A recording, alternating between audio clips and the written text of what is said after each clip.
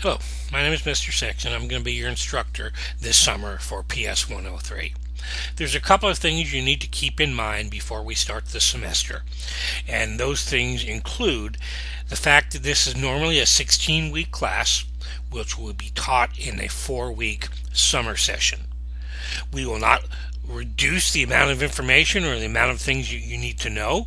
So what you need to be aware of is that we're going to compact 16 weeks worth of material into a 4-week period. The other things that you need to be familiar with this semester to start with is that we will be using Moodle as our platform for teaching this class. So if you are not familiar with how Moodle works, you're going to need to get some either additional assistance from Moodle Techs, or you can watch some of the videos that I have posted on the Moodle site that introduce you to some of the basic ways to navigate and use Moodle. And then the third thing I want to touch on real quickly before we get into the heart of the video is that we're going to also use a website known as Edpuzzle. Edpuzzle is simply a website that allows me to create videos and post those videos for you to access during a certain time period. So while this is an online class, you will be expected on a daily basis to be watching lecture videos that I've created. Those lecture videos will be posted on the website known as Edpuzzle, and there'll be directions on how to sign up for and use Edpuzzle. So at this point, you need to make sure that you have a computer that will allow you to, one, access and utilize Moodle on a daily basis, and that your computer is able to access and view the videos that are provided for you on edpuzzle.com. If either of those things are an issue for you, you need to first of all contact the Office of Instructional Technology.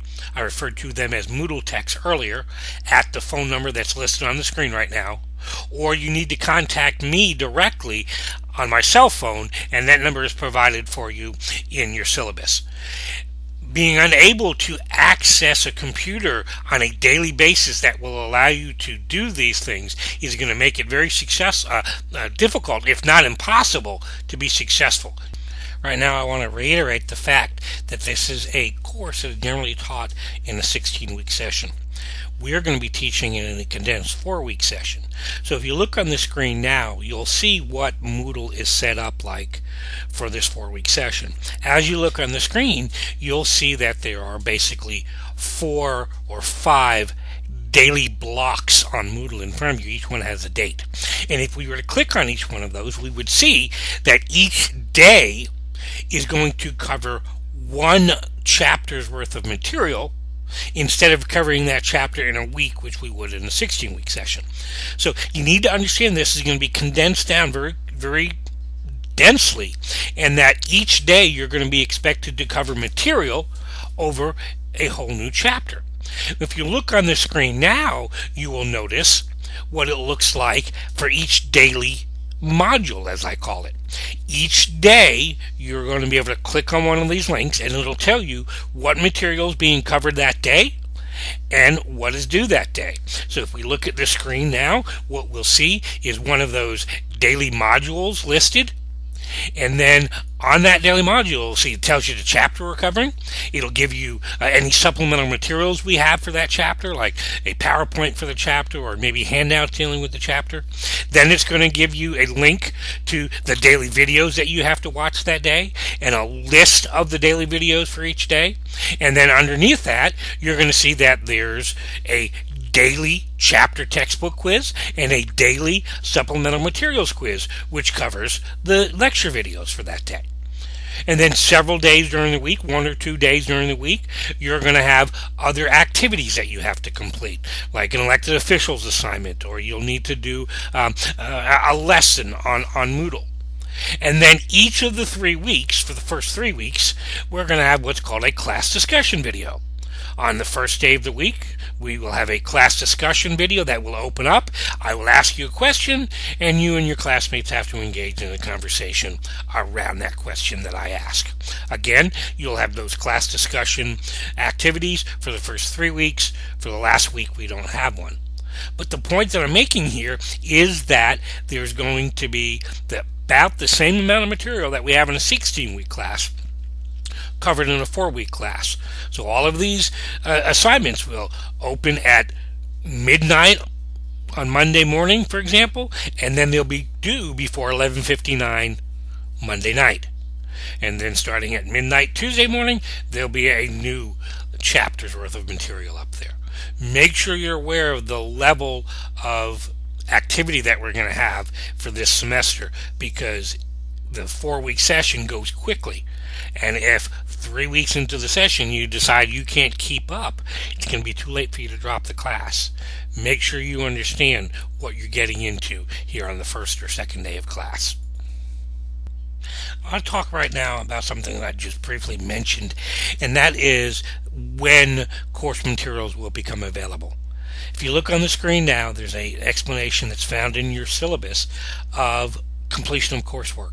And the way it's is set up that at midnight every night, I will post all of the new material.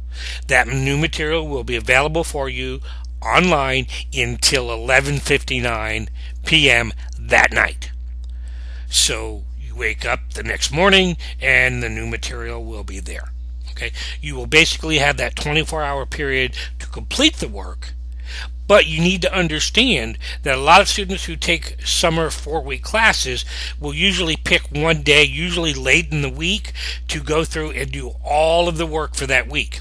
That's not the way this class is set up. The class is set up that on Tuesday there will be materials that need to be finished on Tuesday, and then Wednesday there'll be new material that would need to be finished on Wednesday, and so forth and so on.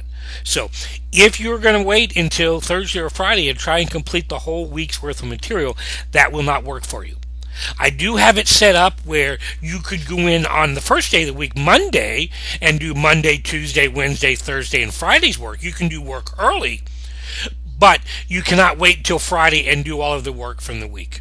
Okay? The way it is set up is the Monday through Friday will be time for you to complete the assignments, and then on the weekends is when the exams will be available from, again, midnight on Saturday until 11:59 p.m. Sunday night. So make sure you understand how this course is set up, that each day you will have a list of materials, assignments that have to be done by that day. Next thing I want to touch on real quickly right now is exams and what you can expect from them this semester. We're going to have a total of 4 exams. There will be 3 what I call regular exams, and each one of those regular exams will be worth 150 points, and those will be taken the first weekends of the first 3 weeks of the 4-week semester. The final exam will be worth 200 points, and that will be taken on the very last day of class, which is that last Friday. Of the first 3 exams, we will allow you to drop your lowest exam. So when I go to compute final exams or final grades at the end of the semester, of the first 3 exams, I will drop your lowest. The final exam will not be dropped. Everybody has to take the final exam, and whatever grade you score on the final exam will be computed into your final grade. Each of the first 3 exams will cover anywhere from 3 to 5 chapters, depending on how many chapters we cover that week. And the questions on those exams will be multiple choice, matching, true, false, those types of questions. Now, the final exam will cover the material that's we've covered since the last exam, since the 3rd exam. Plus, there'll be a portion of it that is comprehensive. So roughly a third to a half of the final exam will be new material over the last 2 or 3 chapters we've covered, and then the other part of the final exam will be comprehensive. Now, understand that you get to drop one of your first 3 exams. The final exam must be taken, and since I allow you to drop one of your first 3 exams, only in very rare circumstances will I allow students to make up exams that they've missed. This material that I just discussed is a brief overview of the exams for this semester. what I will do is I will provide you with another video on the Moodle site that explains to you in more detail of what you can expect on the exams and the process by which we were taking those exams. Do not pass up the opportunity to watch that video before you start preparing for exam number 1. The final couple of things I want to talk about in this video is the course syllabus and our level of communication. The course syllabus is a vital document for you to understand for this class. We're taking this in 4 weeks. We're not sitting down together in a classroom, so I'm not able to go over this with you point by point, page by page, or you'll be watching an hour and 15-minute video just about the syllabus. But what I want to encourage you to do is to go into the syllabus and read it from cover to cover. It will not take you very long, and I want you to highlight a few things in there in particular. First of all, I want you to understand that you have the right at any point during the semester that you don't understand what's going on to call me, to email me, to question me. Okay? We must communicate. If there's something going on in the course that you don't understand, I can't help you if you don't contact me. Okay? Also want you to understand by reading the syllabus that I have a very high level of commitment to academic honesty. You're taking this course online. You and I will never sit in the same room in teaching this class. You and I may never ever lay eyes on each other, but I want you to make sure that you are taking this course and understanding that this work that you do in this course must be your own work. There's an assignment on the Moodle site entitled the Academic Honesty Agreement. You have to complete that agreement. It's a 9-question quiz, and you must agree to each of the academic policy statements that I have in there. Now, you're not going to be able to do anything in this class until that is completed.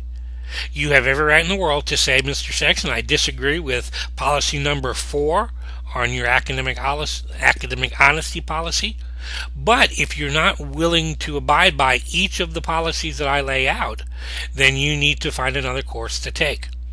This is in 99 out of 100 times, this is not a problem for students because my academic honesty requirements are pretty straightforward and pretty basic to understand. But I want you to understand that just because you're taking this course online and you're going to be able to take exams and complete assignments at home, you must complete them by yourself. If I find out that you are working together on exams and on other graded assignments, then you are going to be held accountable for those actions as is explained in the syllabus. The next thing I want you to understand about the policies in this class deal with extra credit. There may be opportunities this semester for me to offer extra credit for you. I'm not promising that there will because we only have a 4-week time frame here and we don't ever meet together. But if there is extra credit opportunities offered, they're going to be offered to the whole class as a whole. I will not let one student contact me and say, hey, I'm having a problem this semester, I got this or this going on, can I do something extra credit myself to bring my grade up? I'm going to say no. To understand my academic honesty policy and to understand my extra credit policy, make sure you read those sections in the syllabus, and if you have questions, make sure you contact me. Contacting me is a big deal. Again, we're not going to sit in the same classroom. I'm not going to be able to look into your eyes and tell if you understand what I'm saying or any of those things. So what I need you to do is at any point in the semester where you have a question or there's something going on in your life that's going to impact your ability to complete activities, complete stuff that we're doing in this class in accordance with the time frame that I've laid out, you need to contact me. You need to contact me ahead of time. I don't need to know all the details that's going on in your life, but if you just email me or call me on my cell phone and say, hey, I've got something going on in my family and I'm going to have a hard time getting this assignment done, or I can't take the quiz at this time, then we can talk about it. But if you contact me after an assignment is due, after the deadline's passed, or you don't contact me at all, there's absolutely nothing I can do to help you. So please contact me, stay in communications with me, and the best way to do that during the summertime is to call me on my cell phone. That cell phone number is on the screen right now. Call that anytime you think it's necessary. Please be respectful of the time of day, and also be respectful that you're not just abusing the cell phone. But if you need something, make sure you contact me. And again, during the summer, cell phone's the best way to get a hold of me because I'm not in my office as frequently in the summer as I am during the regular session. And the very, very last thing that I want to talk about, and I want to make sure you're aware of, is the fact that in this class, I try to do my best to provide you with direction for any activity that we're going to be doing. That means I will write the directions, and many times I will provide directions in the form of videos. You need to watch or read those directions. Because if you're not watching or reading those directions and you don't do things in the manner in which I'm expecting them to be done, you are going to lose points. I talk in my classes often about some of my favorite comments that students have made about my teaching, and one thing that I love to repeat is the time that the student on my evaluation made the statement that Mr. Sexton tends to focus on insignificant things like the directions. I do not consider directions to be insignificant. I hope that you don't consider directions to be not important. If you're reading the directions and you have any problems, give me a call. Send me an email. Let's make sure that you understand where I'm coming from when we're doing any assignment or any activity in this class.